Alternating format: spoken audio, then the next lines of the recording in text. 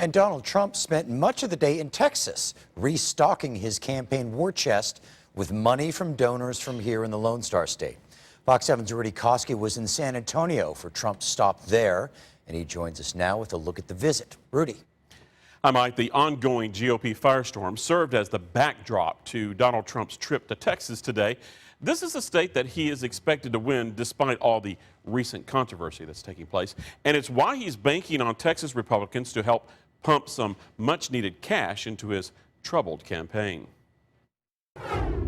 Haven't you heard? Trump's in town. What do?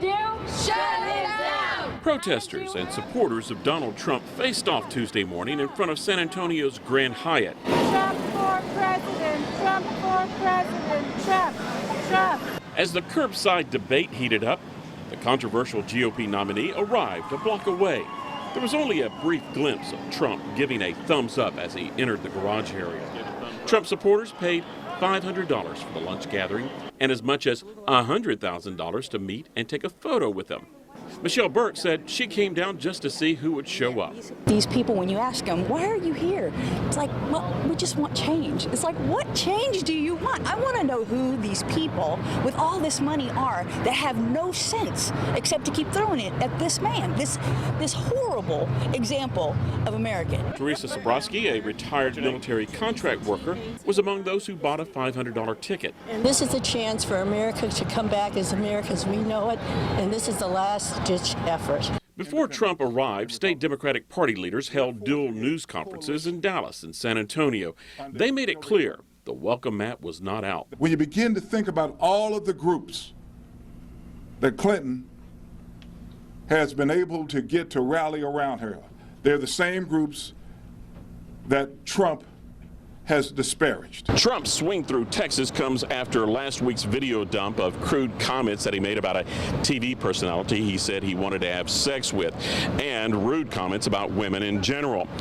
As Trump spoke to his donors up at the Grand Hyatt, social media was buzzing that there are more recordings out there. So I asked his supporters who were here, if another release happens, would that be the last straw for them?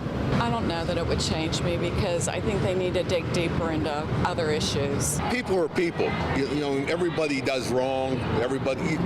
But if you really want to take the truth, is that Bill Clinton, look what he did. Media cameras were not allowed inside for the event, but those who attended tell me Trump served up familiar political rhetoric, and his words, past and present, will not change their vote.